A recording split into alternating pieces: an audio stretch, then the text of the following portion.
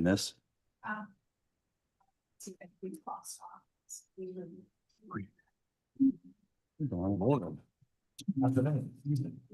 Whatever part of the day this is. Yeah. Yeah, it's amended here.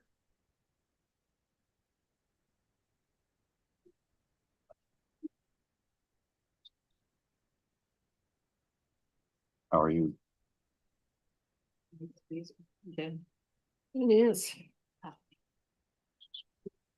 We match. Yeah, I see that. How's it going? I need to wear my orange shirt. Guess you match with Delano, kinda. So it's sort of Josh. Good evening. Can I check to make sure my audio is working for you? About that. Yes. Powder. Can you hear us? Sure. Okay. I can hear you. Do you want to confirm, Dan? Yeah, we can hear you, Kirsten. Can you hear us? Perfect. Yes, thank Okay. you. You doing? Kirsten, do you want to, Kirsten, can you speak again? Yes, can you all hear me? I think it's just you, buddy. Is that okay? You guys go out. How's it coming? I just want to test to make sure that other folks, it's a little bit muffled, but we'll try adjusting. You can hear okay? Okay. We can hear her from the speaker. Very lightly though. Yeah. Very lightly. Can you give us another audio check into the mic a little bit louder? Yes, let me also just check a couple of my other options. Let's see.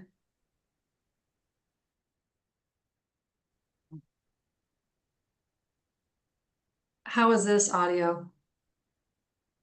That's better. Audience? Yeah. Y'all hear it? Yeah. Okay. You got thumbs up from the audience. It looks good. Sounds good. Kirsten? Okay, I had two different selections, so I chose a different one.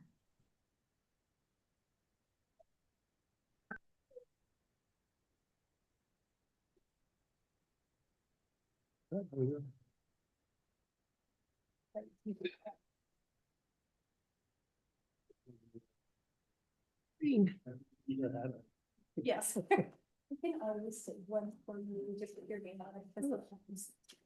Right.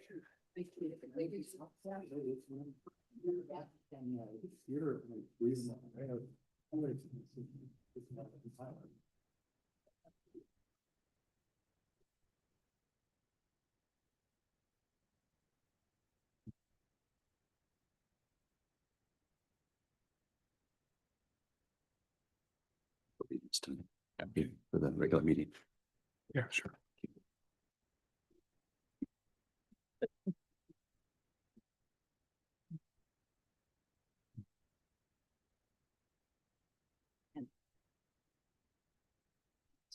Sarah here.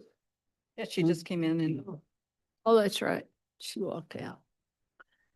Is your summit on fire in Wenatchee? Seems like 2,500 acres and like, Not that I know of. they're starting to send a bunch of national stuff there. He was down in Cedar City. Waiting for fires in that part of the world.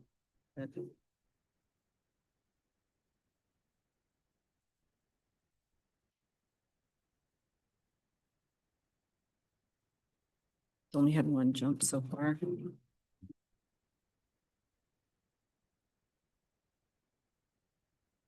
A lot of mail. It's a lot of mail. Recycled it up. Everything but one thing. Yeah, did you get a sim? That seems like a lot. Sit here. That your second mail date? Yes, it is, man. Hmm. Also, right in corruption. What's this?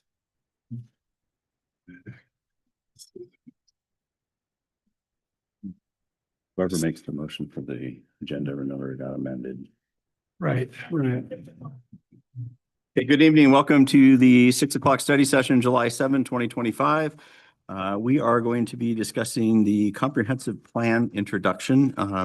Generally in study sessions, there aren't opportunities for public comment. See what ends up happening, how interesting this is. Good evening, Mayor and Council. My name is Dan Carlson. I'm the Community Development Director for the City of Ellensburg. I'm also joined tonight by Kirsten Peterson, who is the Project Manager for SCJ Alliance, our consultant that we've hired to help us with our periodic update. We've had a lot of discussion lately about the comprehensive plan due to us kind of gearing up for the periodic update, as well as the applications that we've received for the 2025 annual updates to the comprehensive plan. So we thought it'd be a good idea to kind of take a step back and talk about what a comp plan is and, you know, why we do this kind of planning.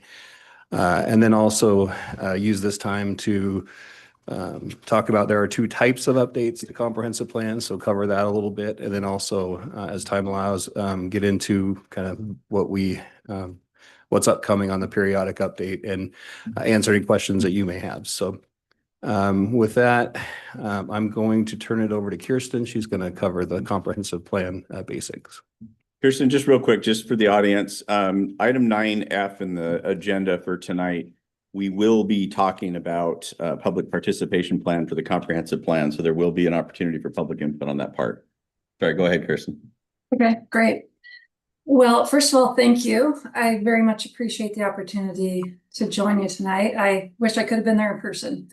But for those of you that don't know me, I've been in planning for about almost 2 decades, and I spent 7 years in Ellensburg as a community development director. I love Ellensburg. It's a great community. So I was excited to be able to be part of this effort with your next periodic update. When I joined the city in 2015, that was like pretty much the first item of business was to update the comp plan. So coming full circle here. And we definitely want to provide some context on what a comp plan is and give you the information you need as we're moving forward to help not only the elected officials and the planning commissioners, but the public to understand basically what a comprehensive plan is. And then Dan, if you at any point wanted to jump in, I know that we had talked about a couple of slides, just let me know. Yeah, I was planning on jumping in when we get to the comparison of the two updates. So. Perfect.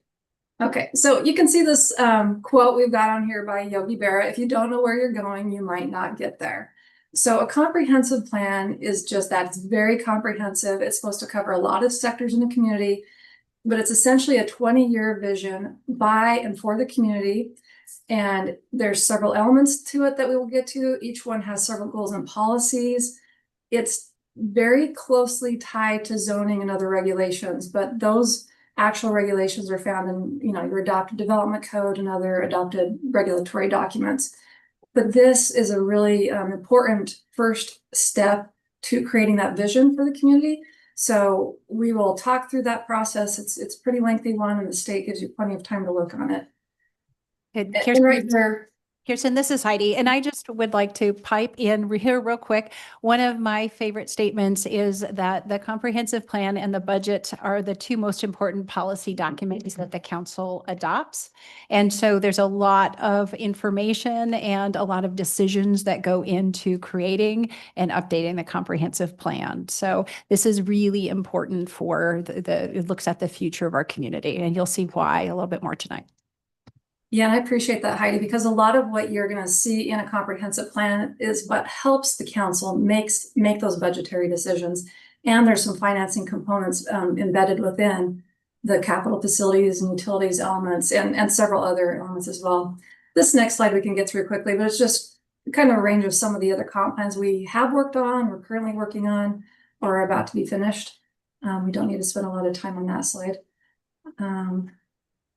Moving on to this next one. So this is a pretty important one. Like, why do we have a comprehensive plan? Well, first of all, state law requires it, and Ellensburg has always been very good about complying, meeting the requirements, and following the deadlines. But it really does, as it says on the slide, it sets the stage for what can be built where. It helps determine future land use, which in turn, decides what the zoning will be in certain areas of town, how you want to grow. And make sure that as development proposals are submitted to the city, that there's some context in helping to analyze those. It's not a reactionary response to development, but that you've thought about this proactively in advance. And that's always nice for anyone in the community to be aware, of what to expect, what might occur on the property next door to them. If it's vacant right now, what are the possibilities for the future? So it gives that degree of predictability for folks in the community. And also it's really a legal basis for your zoning and other regulations, specifically in the state of Washington. Is a very robust system that they've put together with the Growth Management Act. If I can get my slide to move forward, I apologize for that. It's also a useful tool for negotiating with other agencies. You know, typically you want to be coordinating with the county, with state agencies. WashDOT, for instance, you know, Fish and Wildlife, I know has a heavy interest in what's going on there. It also supports grant applications. So for instance, if you have identified something in your comprehensive plan and you want to go after a TIB grant, you demonstrate it was in there and you become eligible. If it's not in there, you're just thrown out of the running altogether. And as Heidi pointed out, it can be used as a budgetary tool for capital facilities and other needs. And then it also provides consistent policy direction. So as we get into some of the nuances a little bit later, you'll see how each of the elements is tied together. And so it's just a very helpful document overall. So this slide talks a little bit about the difference between comprehensive plans and the actual zoning and subdivision regulations. So the comprehensive plan is a visionary document, is something that provides guidance. And as I said before, it provides a legal basis for zoning. It's the long-year, 20-year community vision, talks about existing trends, data and growth forecasting, and it's following the GMA requirements. That all feeds into the development of the zoning and subdivision regulations, which is typically what the planners work on. You're going to have other documents that Public Works is working on. But with land use planning, we're going to make sure that the zoning is set in accordance with what you identified in your comprehensive plan for future land use planning. It will determine what uses are allowed where. That's where you have your use charts. You find the zoning district you're in, you go on down the use chart. Can I do this thing on my property? It also talks about what the densities are in each of the different zoning districts. You'll have all your really specific guidance. You know, what are the lot size? You know, are there minimums? You have specific setbacks. Does it need to be 5 feet on the side? You allow for 0 lot lines. What are the height limits? I know that's always very important in different communities, especially with historic districts. Communities have some definite aesthetic appeal that they want to maintain visual corridors. It also establishes other development and design standards and also talks about the requirements for subdivisions. It's really your guiding document. It's the how-to for a developer, just a small homeowner wanting to do development on their property. You go there and it tells you the guidelines. And then the city staff is they're responsible for administering the zoning code. So they're very complementary tools. So we have this slide with a lot of pictures, what makes a successful comp plan. And as your mayor pointed out, there's a lot of aspects that are related to community engagement and making sure that people in the community are aware upfront of what is going on and they know what their opportunities are for providing feedback, when they can participate, etc. So as we state on the slide, plans are only as good as the community support behind them. So the ideal is that everybody knows about it and you can try to achieve consensus, because we know not everybody is always going to be in support of the entire thing, but it's ideal if people can say, I knew about it, I had a chance to participate. So we've been working with your staff on a robust community engagement plan, and we're identifying what staff will take on. We'll probably provide a lot of the materials that they will take to different events. We're planning a nice rollout open house for the public. We want to be really transparent leading up to adoption so that there's going to be a lot of opportunities for people to at least see what's going on and have opportunities to participate in surveys, come to events, etc. So when we actually write the plan, we want it to be understandable. We want it to be written in layman's terms that people can read it and they don't need to go to an attorney to interpret it. We also want it to be implementable to where it's not just a bunch of highfalutin goals. It's actually things that you can do on the ground to make a difference in your community. We also, of course, want to make sure that it complies with the Growth Management Act and that it's consistent with the countywide planning policies. And it's great that the county had already started their comprehensive plan. They've already been doing all that required interaction with the different jurisdictions in the county. And they've already arrived at some very important decisions that need to be made at the beginning of your comprehensive plan. And this is where we jump into what is in a comprehensive plan. So you have your mandatory elements and your optional elements. So on the one side, you'll see that the ones that you absolutely must include in there that are applicable to Ellensburg are land use, housing, capital facilities, and utilities, transportation. You already have all of those. Climate change is a new required one, and that's one that we're going to be working on with Cascadia's help as an awesome subcontractor on this. On the other side, you see some of the optional elements. And the ones that Ellensburg currently has as optional, you have economic development, you have parks and recreation, you have under the other category, you also have environment, which what we're looking at doing is whether or not we want to roll that into the climate plan. You also have historic preservation and the Chapter 9 DEI. So those all fall into the other category, but those chapters have been decided by the community that they wanted to be added in, and you always have an option for making updates throughout the year. But what we're doing right now, and Dan's going to get into this a little bit, is going through the periodic update that the state requires. So moving on to the next slide. The final document that is produced is going to have, as we talked about, identified goals and policies that reflect the community vision. So I've got an example from your capital facilities and utilities chapter on the right side of the screen. So you're going to start out with a broad, long-term aspirational goal. And then you're going to go into policies with a little more specific. And then what we don't have on the screen is something that is action items. And right now you've got it in your comp plan as programs. Those are things that the city can take on in the near future, whether it's themselves as the city doing it or collaborating with community partners, such as the school district or another state agency or a utility provider. So that's just kind of how it's laid out. And with that, I think, Dan, is this where you wanted to jump in? Yeah, I'll go ahead and jump in here. Great. Yeah, so there are two types of updates under the GMA. There are 2-year comp plan. We just kind of wanted to talk about the differences between the two of them. We have periodic updates and we have annual updates. The periodic updates are mandatory. They're required by the state every 10 years. It used to be 8, but now it's 10. The reason that these are required is because they want jurisdictions to be updating their population numbers, their projection, employment projections. If there are changes needed to urban growth areas, that is reviewed every 10 years. Changes in state law. We've had a lot of legislation around housing. We have new legislation regarding climate. And the periodic update forces a review to make sure that comp plans are in compliance or consistent with that new legislation. Also, it's a chance for the community to talk again about, community values and priorities may have changed since the last time you've done it. So this is a chance for that as a part of this periodic update.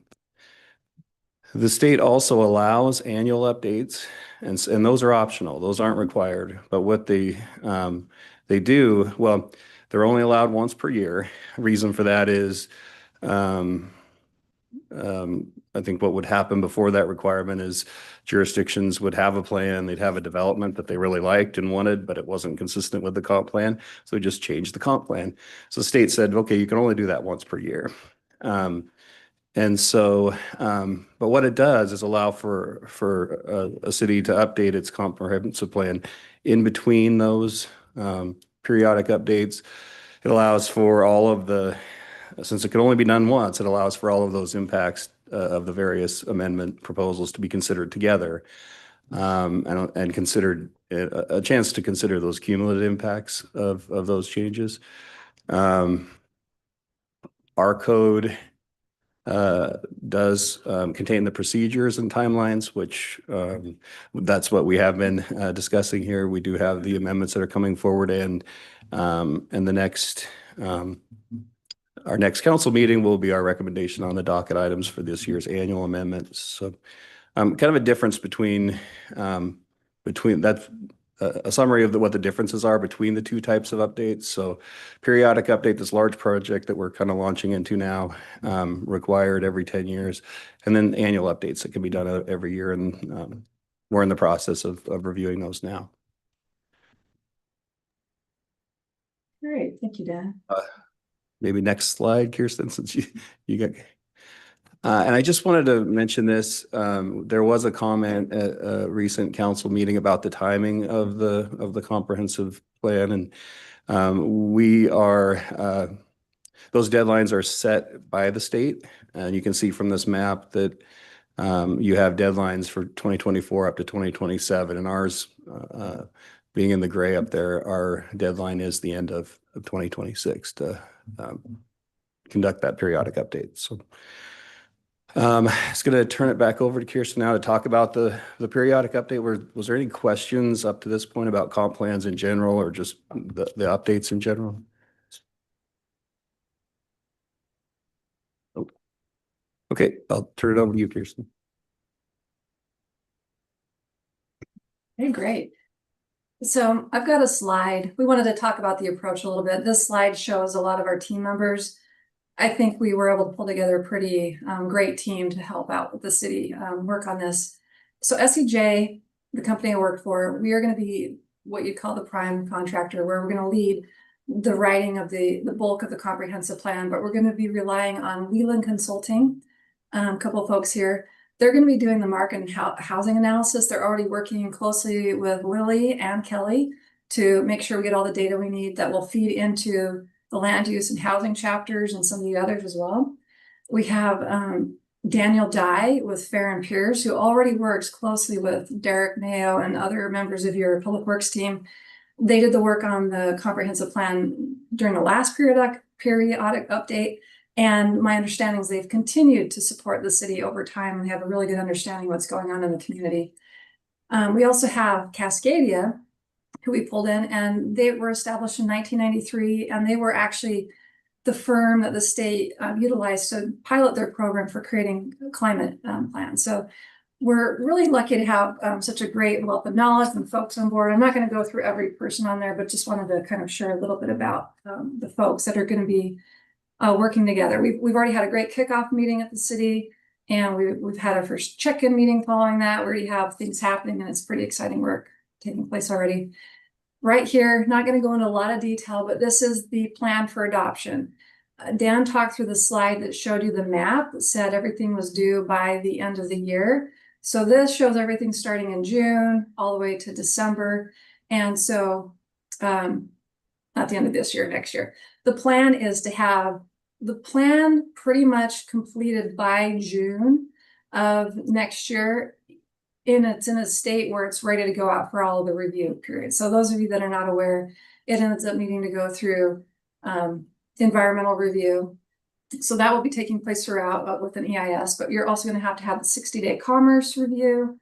They need time for their different state agencies to look at it. You're going to have public hearings with the Planning Commission and City Council. So those are all the things that are going to take place to get you adoption by December, but we want to have a little bit of wiggle room in there. So we've got several phases to this project, and it's just kind of outlining when we anticipate starting and ending each of those phases. There's a little bit of flexibility with them depending on what's going on. We're very familiar with how Commerce does their grants because a couple of grants are tied to this. We've got different phases for the work that Leland's going to be doing versus Cascadia, Fair and Pierce, so that we can all track our work separately. But we've also got a Teams planner built out for us to keep track of all the tasks going on simultaneously. So that was just really to kind of show you how we're the bigger timeline of what we're working on. We mentioned this before, but there have been a lot of changes at the state level. I know Dan and his team have already worked on making sure some of this has occurred, but with the comprehensive plan, we're going to just be making sure that the comp plan feeds into any changes that you might need to do with development regulations to ensure that you do meet all the state legislative requirements with House Bill 1220, the Housing for All.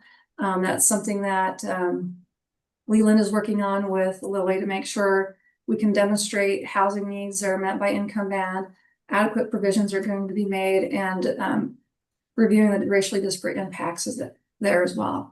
House Bill 1181 is something that really Cascadia and Fair and Pierce and SEJ, we're all going to be making sure that you've got all the information needed for climate resilience planning, multimodal transportation.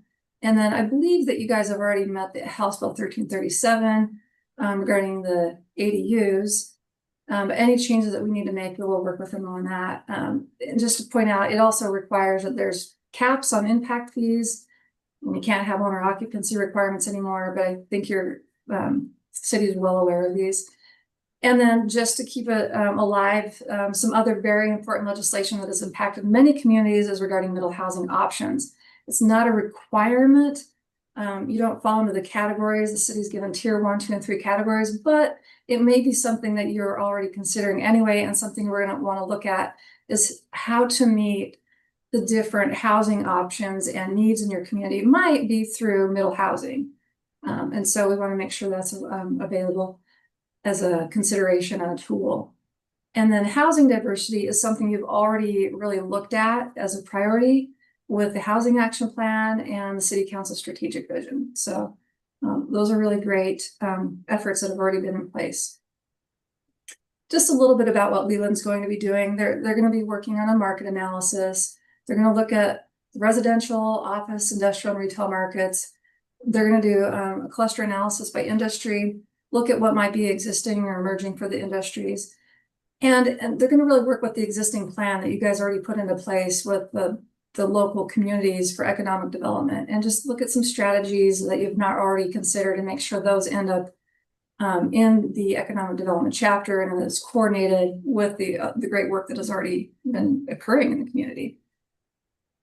Regarding climate, that element, we're going to make sure that all of the work that we do on that, which will be led primarily by Cascadia, is integrated into what we're doing for the comprehensive plan. And I mean, the outreach efforts, as much as possible, we're going to make sure we're working in tandem on each of the different elements and topics. But then they're going to be doing some very specific items for climate. So they're going to be auditing a lot of the existing policies in the current comp plan, the adopted hazard mitigation plan. They're going to make sure that the policy development looks at all of the elements and where you could fit different strategies into different elements of the comp plan. So we have already worked together to sync up our timelines. Our scoping is we're working to make sure that when we do our open house rollout, that we're all going to be there and with different stations to tackle all of these different topics. So the first check-in meeting was great. Each of the subs was able to speak to their topic and make sure the staff was on board, and we're sharing what we need from the city, and then the city's able to tell us what they need us to work on as well. Regarding climate, a few of the considerations that we're looking at with specific to Ellensburg is just that you're surrounded by all the ag lands, the grasslands. It's close to the Yakima River. You do have a growing population that is pretty diverse. We want to focus on the natural amenities and the recreation that's always been loved by folks that live in the community, or the access to it anyway. Central Washington University has always been a very important part of the comprehensive plan and an important stakeholder when we talk about the housing action plan development. We want to make sure we're going to focus on the recent sustainability and energy plan and tying that into the work of the climate plan. And while you don't currently have a climate plan, a lot of the work that's been done and that will be done will be tied into a nice package that meets what the state wants to see for a climate element or a climate plan. So really what we want to end up doing is working with the community to identify what are the actual climate risks that they might encounter. Is it going to be flooding, wildfire, drought? So we really want to make sure we're just looking at what the local community concerns are and seeing if there's any sensitive sectors. How might agriculture be affected by flooding or drought? And even the communities, outdoor recreation, seniors and youth. So there's going to be a lot of interplay between a lot of diverse groups as we work through not only climate, but other elements as well. So I'm not going to spend a lot of time on the next couple of slides, but this really kind of goes into the specific work. Like there's a workbook that the state has put together for developing a climate plan. They want you to explore your climate impacts, audit the plan and the policies that you have in place. We're going to do just a little bit with assessing vulnerability and risk. We've talked through the scope to kind of make that pretty narrow. And then more importantly, just pursuing the pathways. That's where we start looking at what the goals and the policies are specific to climate. So we've worked together, like I said, with Cascadia and staff to identify what are the most important factors or pieces of the climate plan that need to be developed now, but working and collaborating with what you've already done, which is pretty great work. This one is not a requirement, but GHG emissions, you're not required to have this, but we can always voluntarily comply or start looking at policies and goals that can be incorporated in the comprehensive plan as well. And it's typically by size and location and community, whether you're supposed to address this or not. And then this approach for equitable engagement really applies not just to climate, but to all of the plans. But this is something the state wants you to demonstrate that you have done when you're addressing the climate plan. But it's just good planning. It's good outreach. It's just how things should be done. So we want to really understand the prior engagement efforts and build on them. I was present for the last effort, and it was pretty robust. I think it was an exciting time where we really pulled people together. We did some great outreach activities. We also want to make sure we're utilizing best practices. And something that Cascadia has felt helpful is sometimes you might have some sort of a compensation and maybe have translation or interpretation available to make sure you're getting representation that is equitable. And you really want to put in some extra effort to engage the vulnerable communities and the front line, the folks that are not typically included, or maybe they just haven't heard about it. So we're going to put a lot of work into making sure the outreach is broad and that it will meet the GMA requirements. So we're going to have a lot of different tactics that are involved with all aspects of the comp plan. We'll have some one-on-one meetings. We're going to have stakeholder meetings. We will join existing events that have already occurred. You're going to be looking at your PPP later on today, and your staff, they created the public participation plan. We weighed in on that, and they made a few little bit of edits. But what we're going to be doing is separately identifying like a work plan of what we will do to support the efforts and what the city staff is going to take on to get that robust engagement. So if we produce some materials, maybe your staff takes them to the farmer's market or the night market or whatever other events are included as well. And then we'll just make sure we want to actually have information. We can demonstrate we took the information we heard and we did incorporate it into the final plan. So that's always a very important part. I want to talk just a little bit about the transportation element. Derek, I don't know if he's in the room, but I know he's coordinating heavily with Fair and Piers. They've got meetings set up already. I think they're meeting on Wednesday this week again. They have already met prior to this as well. But really it comes down to understanding the current transportation conditions in the city. So as we're looking at the projected growth, it's going to feed into the land use and the housing elements. It's also going to impact what you're going to do with transportation. We want to try to identify what type of growth will occur in what quadrants of the city. Is it going to be residential, industrial? What kind of trip generation might that lead to? So we need to look at, do we need new transportation facilities? Any updates to the transit system? So we'll also be updating goals and policies to reflect the 20-year vision that we will be creating collaboratively with the community members and with council support. And then we'll make sure that we're incorporating those new legislative requirements so that you can check the box to the state that we met the requirements, but it's also just good planning. And then it will develop a robust project list to help you determine how you want to budget money in the future and identify those priorities. And I know you're already really great about making sure you update your 6-year transportation improvement plan. And so this just feeds into that and helps you really make some good decisions there. And as I spoke to earlier, this will help you prioritize where you want to invest your money and help you be ready when the grant applications come available.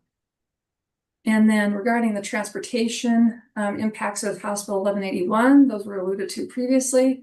But just to make you aware, the term pedestrian and bicycle facilities, they're now using the term active transportation facilities.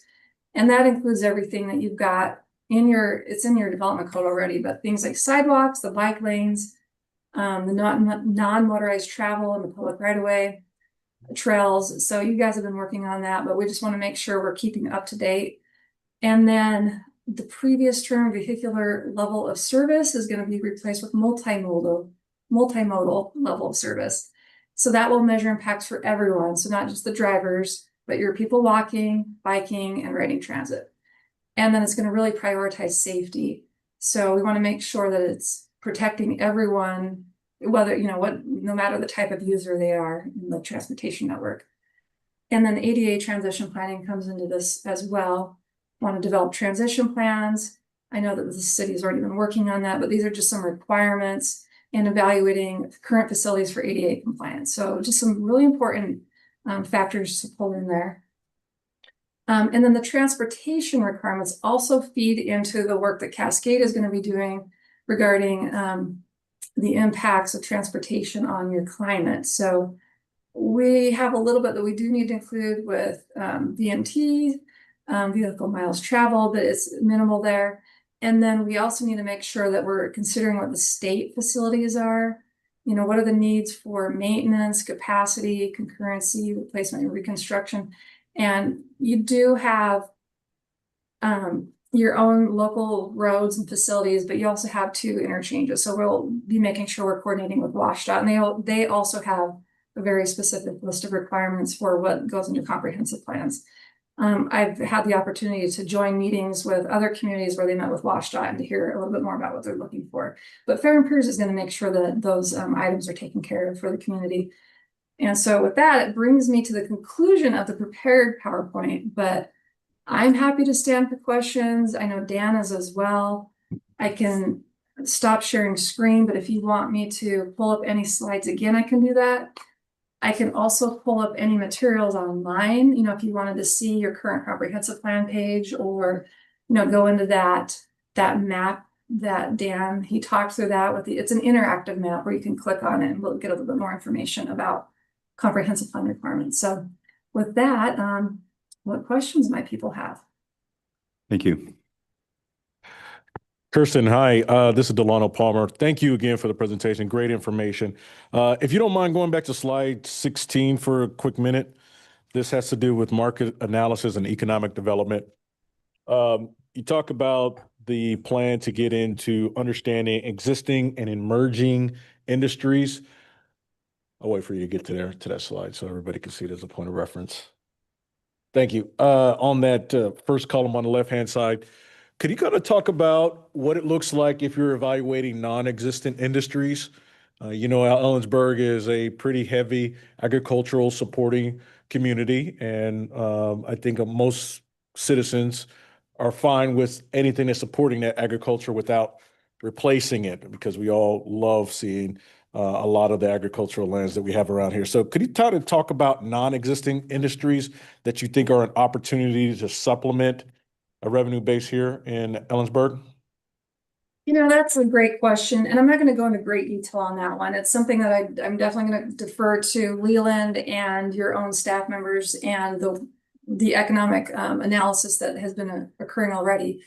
But before we can really give you the guidance on that, we do need to determine, I had a meeting today with Stacy, and we were talking about what kind of changes might be needed to accommodate the growth. And we've already identified that you're already running out of land for industrial sectors. So just the availability of land is going to play into that. But when I was there before, I know that we were always looking to try to find smaller scale industrial type uses and what could we do to promote the economic development. And I know that since I've been there, a lot of changes have occurred with how you fund economic development. I know it used to go through the chamber and then it went through the EBDA, which is no longer in existence. And now you're working on some different strategies there. So I am going to really allow the existing staff to speak to that. I don't know if any of them are present, and coordinate with Leland Consulting. And I'm sorry we didn't have everybody available to join this meeting today with all the consultants. But for a smaller community, those are always very valid questions that are difficult to find what the right market is to support the folks that are living there. I'll suggest you look at the recent report that JUB did for the Bowers Field Airport. There was a market study with that. And just, we still rely on the chamber to do a lot of our economic outreach, and EDA still exists, but not centrifuge. So just make sure we're not. Thank you for that clarification. Yes. I know it's just been shifting and that you're going with the most useful way to get the information out there. Two more questions. Speaking as far as those opportunities from economic development, this will also outline, I'm assuming, some of those big obstacles that our community needs to address to encourage economic development. Essentially, things that we may be doing that we need to get out of our own way in order to promote that economic development. Yeah, so part of what the work we do is we will end up holding several stakeholder interviews where we'll bring groups of folks together that, like, by industry perhaps, and we will have a set of questions that we're going to be running through them. But as we go to the community, we're going to be asking the very questions about how you want to grow and why do you think we're not growing the way you envision? And we'll be pulling in all that community feedback so we can hear from others in the community, both just residents and different sectors of your community.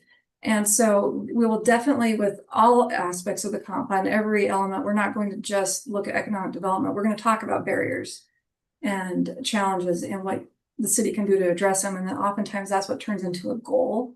And also a lot of times you might hear somebody making a statement that can become an action item that goes into the comp plan.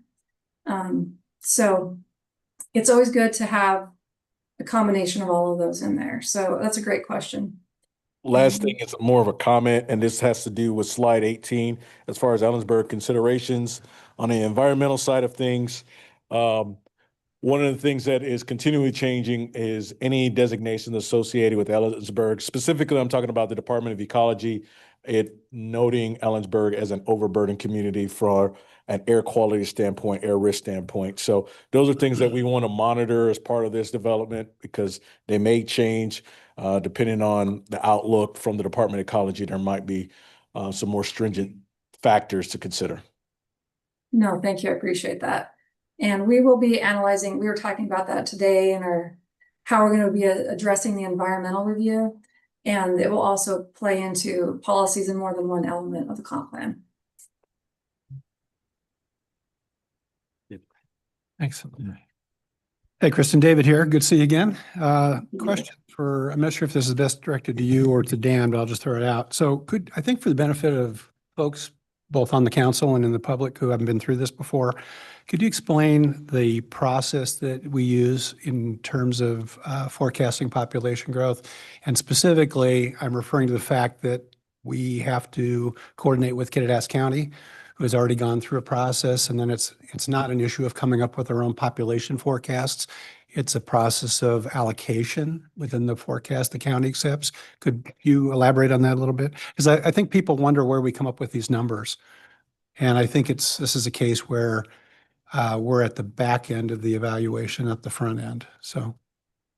Yeah, so Dan, feel free to jump in at any point because you've been coordinating with the county, but essentially the state puts out, the Office of Financial Management has a tool that they request that the counties and the cities work through to determine the allocations. And they'll have like low, medium, and high population projections.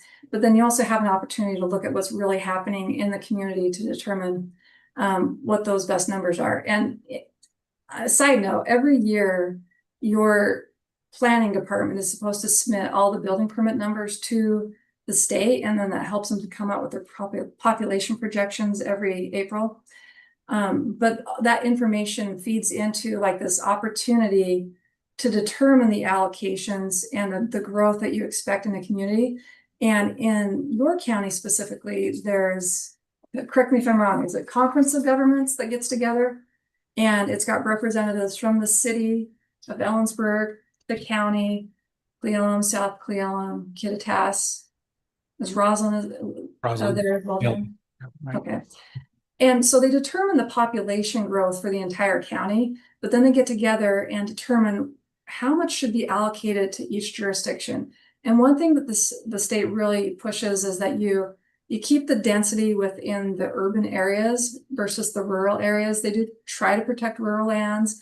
And there's more than one reason for that, not just protecting the ag lands, but also because infrastructure costs go down when you keep it to the urban areas. And there's a lot of different risks associated with wells and septic systems. I mean, they're permitted in certain areas, but as much as possible, the projected growth for the county is distributed between the cities and the rest of the unincorporated county with agreement from all of those entities. And Dan, did you want to weigh in on that at all? Yeah, I think the one thing that I'd add is one of the requirements of House Bill 2020, this is related to the population projection, is that one of the requirements of that bill was that we plan for housing at all income bands. And so from that overall number of how much we're going to grow by, we've got to plan, and we've got a rather large number of, I think, well, because being the biggest city and having services, a lot of that countywide comes to us that need to plan. And so that's going to mean density. That's a part of that. So. Thank you. Thanks. You Any bet. other questions?